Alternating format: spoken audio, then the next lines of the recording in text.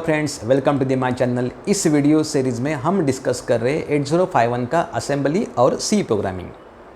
हमारा जो अगला एक्सपेरिमेंट है उसमें हम डील करने वाले हैं मेमोरी के साथ।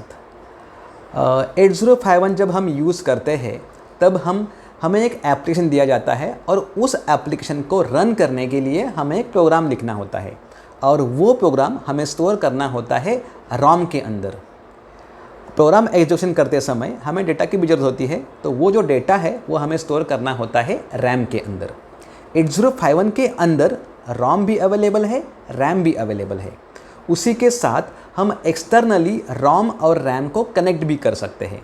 8051 के अंदर रॉम है, रैम है, वो किस तरह ऑर्गेनाइज की हुई है, जो एक्सटर्नल मेमोरी हम कनेक्ट कर सकते हैं उसका मैक्सिमम साइज़ कितना हो सकता है, तो ये सभी चीज़ें देखेंगे इस वीडियो में। तो चलिए देखते हैं, सीखते हैं organisation of memory in 8051 with the help of PPT. Mainly 8051 के दो टाइप्स ऑफ मेमोरी होते हैं। पहला है रॉम जिसके अंदर प्रोग्राम स्टोर किया जाता है और दूसरा है रैम जिसके अंदर डेटा को स्टोर किया जाता है। जो रॉम 8051 के अंदर है जिसको हम ऑन चिप रॉम भी कहते हैं और इंटरनल रॉम कहते हैं, जिसका साइज होता है 4 किलोबाइट्स। हमारा जो टास्क है अगर वो बहुत कॉम्प्लेक्स है और वो 4 किलोबाइट्स में नहीं रह सकता, तो उस केस में वहां प्रोविजन दिया है कि आप एक्सटर्नल रॉम उसको कनेक्ट कर सकते हैं, लेकिन जिसका साइज मैक्सिमम 64 किलोबाइट्स हो सकता है। सिमिलर वे जो रैम 8051 चिप के अंदर है उसका साइज है 128 बाइट्स, जिसको हम कहते हैं ऑन चिप रैम और इंटरनल रैम। लेकिन अगर आपका टास्क कॉम्प्लेक्स है और उसके अंदर बहुत सारा डेटा है, तो उस केस में वहां हम एक्सटर्नल रैम कनेक्ट कर सकते हैं जिसका साइज मैक्सिमम 64 किलोबाइट्स हो सकता है। उससे ज़्यादा मेमोरी हम कनेक्ट नहीं कर सकते। अगर आपको एक्सटर्नल रैम का डेटा को एक्सेस करना है तो उस केस में वहाँ स्पेशल इंस्ट्रक्शंस है, जैसे कि मूव एक्स। यहाँ एक्स का उसका मतलब एक्सटर्नल मेमोरी से डेटा आने वाला है।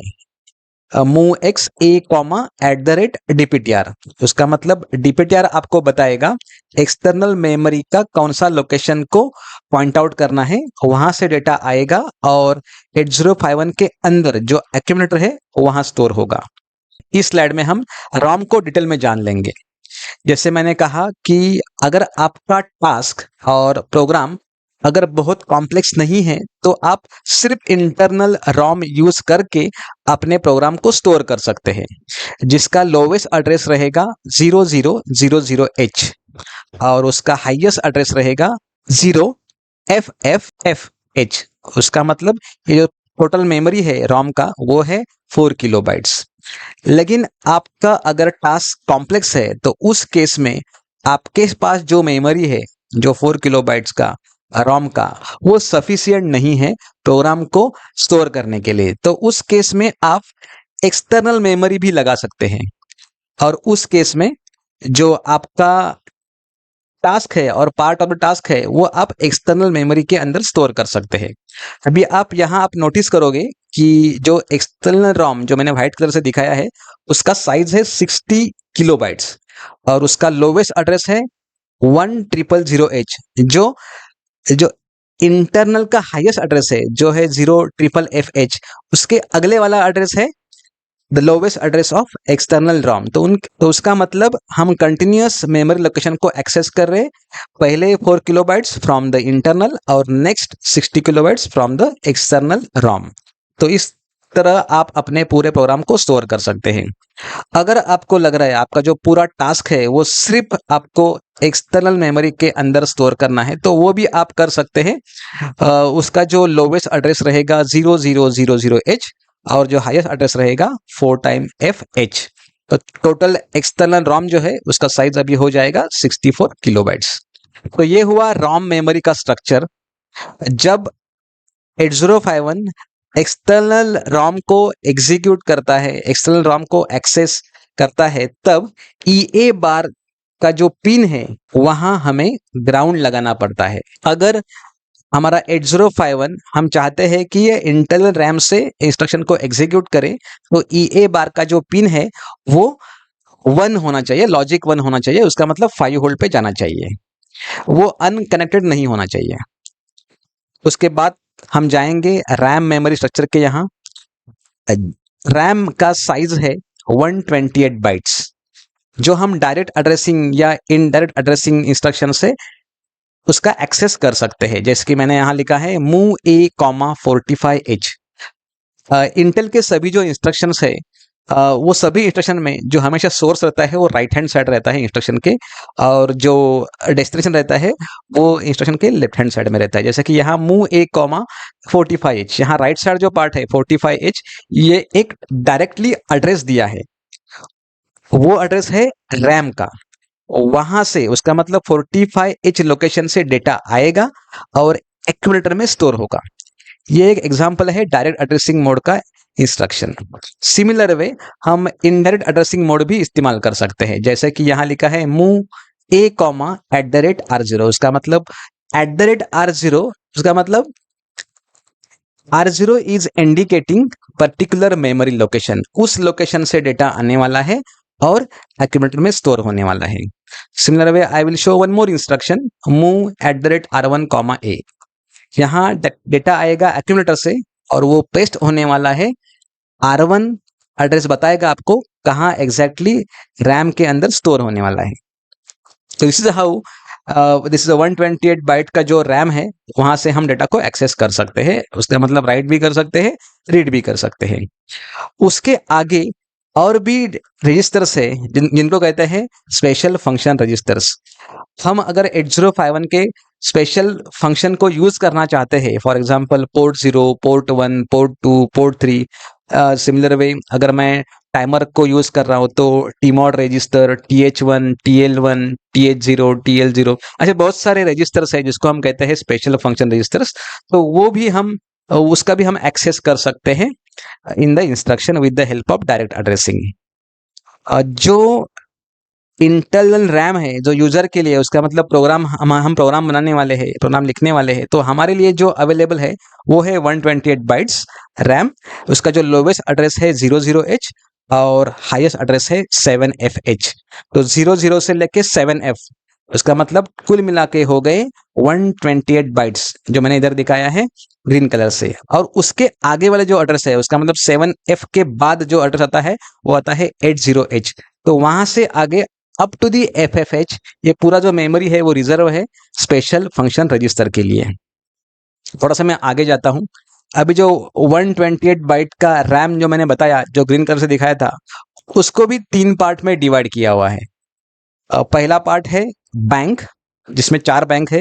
दूसरा पार्ट है bit addressable read write memory, और तीसरा पार्ट है स्क्रैच पैड और जनरल पर्पस रजिस्टर। हम बैंक की तरफ आएंगे। जहां मैंने मेंशन किया है पॉइंट 1 में 4 बैंक हैं, तो मैंने राइट साइड में एक डायग्राम दिखाया है, उसमें भी 4 बैंक मेंशन किए हुए हैं। रजिस्टर बैंक जिसको कहते हैं bank 0, bank 1, bank 2 and bank 3। हर एक बैंक में 8 रजिस्टर्स है। तो ये जो पूरे जो नंबर ऑफ रजिस्टर्स हुए इनसाइड द बैंक, वो हो गए 32। उसके बाद जो पार्ट है जो मैंने यहाँ ब्लू कलर से दिखाया है, उसका नाम है bit addressable read write memory. यहाँ है टोटल 16 बाइट। यहाँ जो 16 बाइट्स है, हर एक बाइट में उसके 8 बिट है। किसी भी बिट को हम चेंज कर सकते हैं और we can read data from any one of the bits out of this 16 byte. तो ये है 16 बाइट। उसके बाद जो मेमोरी है बचा हुआ, जिसको हम कहते हैं जनरल पर्पस एरिया, जिसके अंदर है 80 बाइट्स। देखो बैंक में है कुल मिला के 32 bytes, bit addressable read write memory के हैं 16 बाइट, और स्क्रैच पैड और जनरल पर्पस मेमोरी जो है वो है 80 बाइट। कुल मिला के हो गए 128 बाइट्स। तो ये डायग्राम हमें ड्रॉ करना होता है as a part of answer. अभी सेम डायग्राम को थोड़ा सा मैं और इलेबोरेट करता हूँ। I will show with the help of different addresses as well. जैसे कि मैंने कहा रजिस्टर बैंक 0, ये जो बैंक 0 है उसमें 8 रजिस्टर्स है। उनका स्टार्टिंग एड्रेस है 00 और बैंक 0 का लास्ट एड्रेस है 07, जो मैंने लेफ्ट साइड में दिखाया है। देखो बैंक 0 का जो सबसे पहला रजिस्टर है उसका नाम है R0, उसके बाद वाला जो रजिस्टर है उसका नाम है R1 एंड सो ऑन। ऐसे करते करते R7 is the last register of bank zero. तो ये हुआ मेरा पूरा बैंक जीरो। हम अभी जाएंगे बैंक वन की तरफ। बैंक जीरो होने के बाद बैंक वन की तरफ जाएंगे तो वहां भी सेम स्ट्रक्चर है, वहां भी 8 रजिस्टर्स है जिनका नाम सेम है, R0, R1, R2 and so on up to the R7। अगर इसके स्टार्टिंग एड्रेस आपको लिखना है तो आपको लिखना है 08 और last address of bank one is 0FH। ऐसे करते करते हम आगे जाएंगे। बैंक टू का भी स्टोरी सेम ही है, जिसके अंदर R0, R1 ऐसे करते करते R7 तक 8 डिफरेंट रजिस्टर्स है। अब रजिस्टर बैंक थ्री, उसका भी सेम स्टोरी है, उसके अंदर भी 8 रजिस्टर है जिनके नाम सेम है, R0, R1, R2 up to the R7। तो ये पूरे बैंक के, हर एक बैंक के 8 रजिस्टर्स कुल मिला के हो गए 32 रजिस्टर्स। आपको शायद एक दिमाग में क्वेश्चन आएगा कि हर एक बैंक में R0, R1, R2 and so on up to the R7 register है, तो how can we differentiate register from which bank, और how to identify particular register from particular bank. तो उसका आंसर है 8051 के अंदर फ्लैग रजिस्टर होता है जिसको हम स्टेटस रजिस्टर भी कहते हैं। वहां 2 बिट्स होते हैं पर्टिकुलर रजिस्टर का बैंक सिलेक्ट करने के लिए। अभी हम जाएंगे बिट एड्रेसेबल रैम, जो मैंने ब्लू कलर से दिखाया है, जिसके अंदर 16 डिफरेंट बाइट्स होते हैं और हर एक बाइट में 8 बिट्स होते हैं। कोई भी बिट को हम इंडिविजुअली हाई और लो कर सकते हैं, उसका डेटा हम राइट और रीड भी कर सकते हैं। उसके बाद जो एरिया है मैंने ग्रीन कलर से दिखाया है वो है स्क्रैच पैड रैम, जिसमें एड्रेस, लोवेस्ट एड्रेस है 30 और हाईएस्ट एड्रेस है 7F। तो कुल मिला के है वहां 80 डिफरेंट बाइट्स। तो हम ये स्क्रैच पैड मेमोरी ऐसा यूज कर सकते हैं and we can use this by using particular address. Thanks for watching my video. Please like and share the video.